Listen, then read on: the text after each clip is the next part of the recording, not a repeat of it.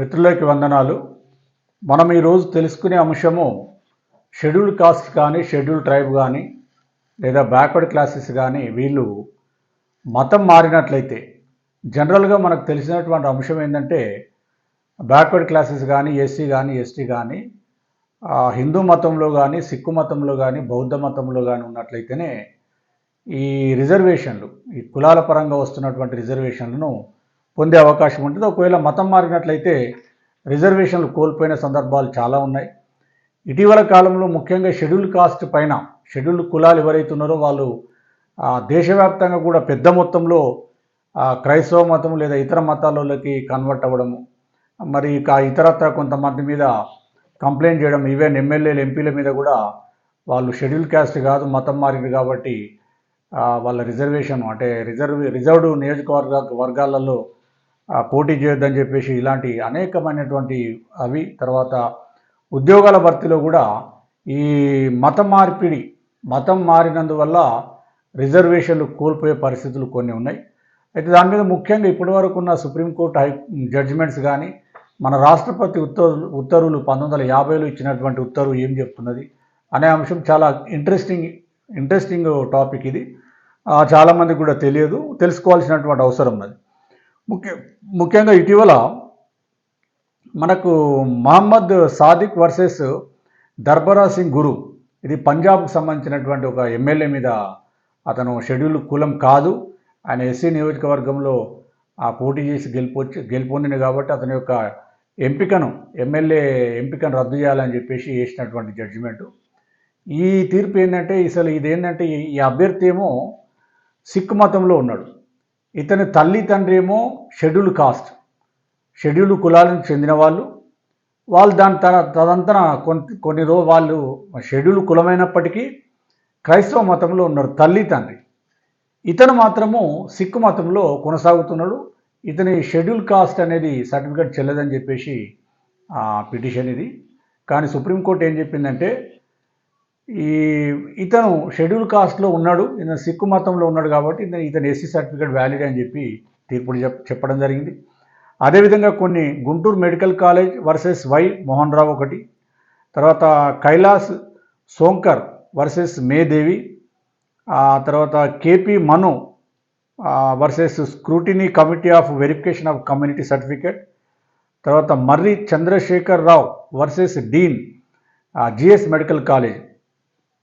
ఇట్లా చాలా తీర్పులు ఈ మతం మార్పిడి అంటే కన్వర్షను, రీకన్వర్షను, ఈ రకరకాల వీటి మీద అసలు షెడ్యూల్ కాస్ట్, షెడ్యూల్ ట్రైబ్ ఏంది, అసలు మతం మారితే ఏమవుతుంది అనేది ఇంట్రెస్టింగ్ సబ్జెక్టు. ఏ రిజర్వేషన్ పోతుందా ఉంటుందా అనేది. నెక్స్ట్ ఇంకొకటి, తమిళనాడులో ఒక సింగిల్ జడ్జి ఇచ్చినటువంటి తీర్పు ఏంటంటే Yasmin versus Tamil Nadu public service కమిషన్కి సంబంధించింది. ఈ అమ్మాయి ఏంటంటే క్రిస్టియన్ నాడర్ కమ్యూనిటీ సంబంధించింది. ఈమె బీసీ జాబితాలో ఉంది, కానీ ఇస్లాం మతం స్వీకరించింది.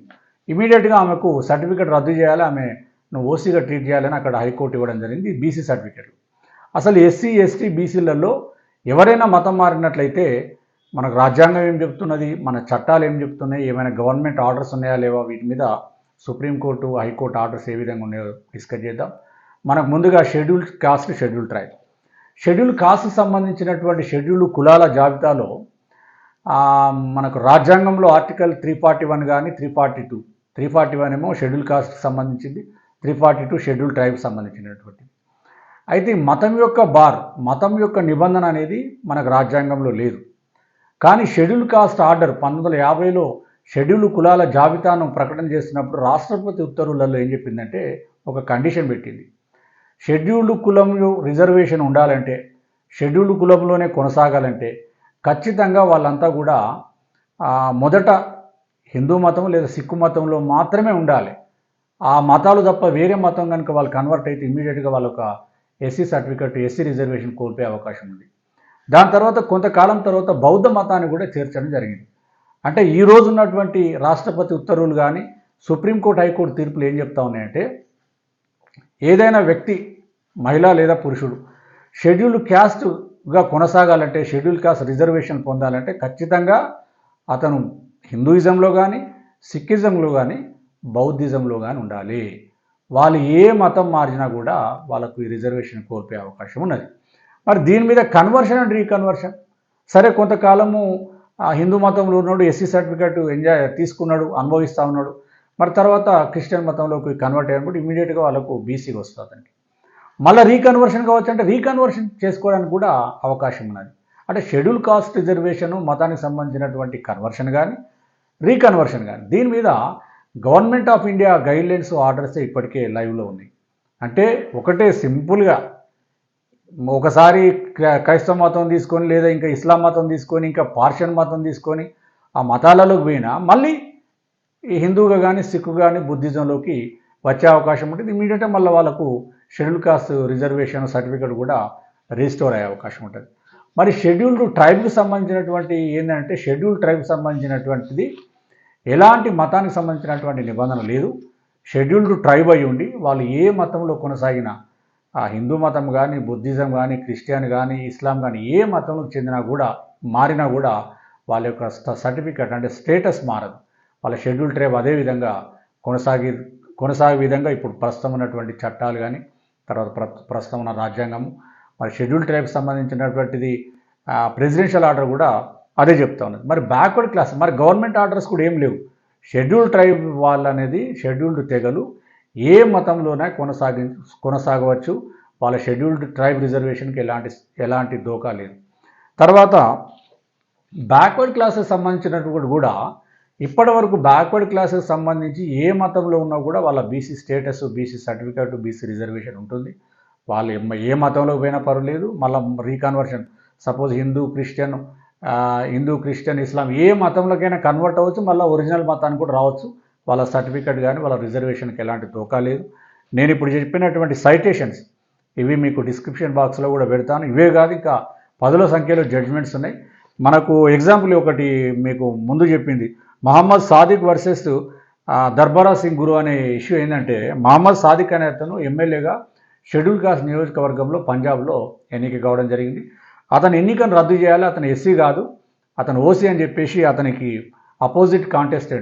అపోజిట్గా పోటీ పడినటువంటి అభ్యర్థి సుప్రీంకోర్టు వరకు కూడా వెళ్ళడం జరిగింది. ఈ కేసు విషయంలో ఏంటంటే ఇతని యొక్క తల్లి తండ్రి మొదలు షెడ్యూల్ కాస్టే, వాళ్ళు కొంతకాలం తర్వాత క్రిస్టియానిటీకి కన్వర్ట్ అయ్యారు. వాళ్ళు క్రిస్టియన్సే, అంటే వాళ్ళకి ఎస్సీ సర్టిఫికేట్ ఉండదు వాళ్ళ తల్లి తండ్రి. కానీ ఇతను మాత్రము మహమ్మద్ సాదిక్ అనే అతను మాత్రము ఆయన సిక్కు మతంలో ఉన్నాడు.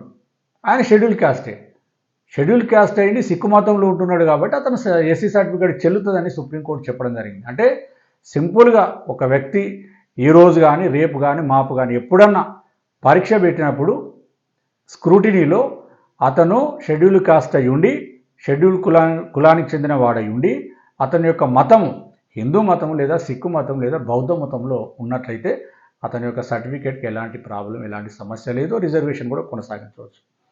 అదేవిధంగా అట్లా దీని మీదనే ఇప్పుడు నేను చెప్పినటువంటి సైటేషన్స్ అన్నీ కూడా అవే.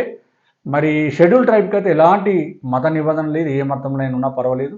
అదే బ్యాక్వర్డ్ క్లాసెస్ కూడా ఏ మతంలో ఉన్నా కూడా అతని యొక్క రిజర్వేషన్ కానీ దీనికి సంబంధం లేదు. కానీ బీసీలకి ఏంటంటే ఒక్కటి తమిళనాడులో ఈ Yasmin versus Tamil Nadu public service commission విషయంలో ఆ అమ్మాయి క్రిస్టియన్ నాడార్ కమ్యూనిటీ బీసీ జాబితాలో ఉంది. ఆమె ఇస్లాం మతం స్వీకరించినందువల్ల ఆమెను ఓసీగా పరిగణించాలని సింగిల్ బెంచ్ ఇచ్చినటువంటి తీర్పు. అది ఇప్పటివరకు మరి దేశవ్యాప్తంగా ఇంక ఎలాంటి కేసులు మాత్రం లేవు, జడ్జిమెంట్స్ కూడా లేవు. గవర్నమెంట్ నుంచి అటు రాష్ట్ర ప్రభుత్వం కానీ ఇటు కేంద్ర ప్రభుత్వం కూడా ఎలాంటి ఆదేశాలు మాత్రం లేవు. ఏది ఎస్టీ రిజర్వేషన్ మీద కానీ బీసీ రిజర్వేషన్ మీద కానీ. ఎస్సీలు షెడ్యూల్ ట్రైబ్ కానీ బ్యాక్వర్డ్ క్లాసెస్ కానీ ఏ మత నిబంధన లేదు. ఏ మతంలో ఉన్నప్పటికీ వాళ్ళ యొక్క రిజర్వేషన్ వాళ్ళ యొక్క స్టేటస్ అదే విధంగా ఉంటుంది. ఒక షెడ్యూల్ కాస్ట్ సంబంధించినటువంటి ఏంటంటే రాజ్యాంగంలో ఏం లేనప్పటికీ రాష్ట్రపతి ఇచ్చినటువంటి ఉత్తర్వులలో ఏం చెప్పిండ్రు, షెడ్యూల్డ్ కాస్ట్ వాళ్ళు ఖచ్చితంగా హిందూ మతం కానీ సిక్కు మతం కానీ బౌద్ధ మతంలోనే కొనసాగాలని చెప్పింది. ఒకవేళ ఆ మతాలలో లేనట్లయితే ఇమీడియట్గా వాళ్ళకు ఎస్సీ రిజర్వేషన్ పోతుందని చాలా స్పష్టంగా రాష్ట్రపతి ఉత్తర్వులలోనే ఉంది. మరి ఇంకా కొంతమంది అభ్యర్థులు స్టూడెంట్స్ చాలామంది డౌట్స్ అడుగుతూ ఉన్నారు. కొంతకాలం క్రిస్టియానిటీకి కన్వర్ట్ అయ్యి మళ్ళీ తర్వాత హిందూయిజం రావచ్చు అంటే రావచ్చు, అది మీ ఇష్టం. అందుకే ఏ రోజైతే స్క్రూటిని ఏ రోజైతే టెస్ట్ చేస్తారో అంటే అభ్యర్థి యొక్క ఎస్సీ రిజర్వేషన్ ఉందా లేదా వాళ్ళు ఏ మతంలో కొనసాగుతున్నాడని పరీక్ష చేసినప్పుడు ఆ రోజు నాడు ఆ 3 మతాలలో ఆయన ఉన్నట్లుగా ప్రూవ్ చేసుకుంటే మాత్రం వాళ్ళకి రిజర్వేషన్ కూడా ఏమి ఇబ్బంది ఉండదనేది తెలియజేస్తున్నా. ఇంకా మీకు ఏమైనా డౌట్లు ఉన్నట్లయితే క్వశ్చన్ రూపంలో అడగండి, నేను డౌట్ క్లారిఫై చేసే ప్రయత్నం చేస్తాను. అదేవిధంగా ఇప్పుడు చెప్పినటువంటి కేసులు సైటేషన్స్ డిస్క్రిప్షన్ బాక్స్లో నేను టైప్ చేసి పెడతాను, మీరు కావాలంటే గూగుల్లో కూడా చూసుకోవచ్చు అనేది తెలియజేస్తున్నాను. Thank you.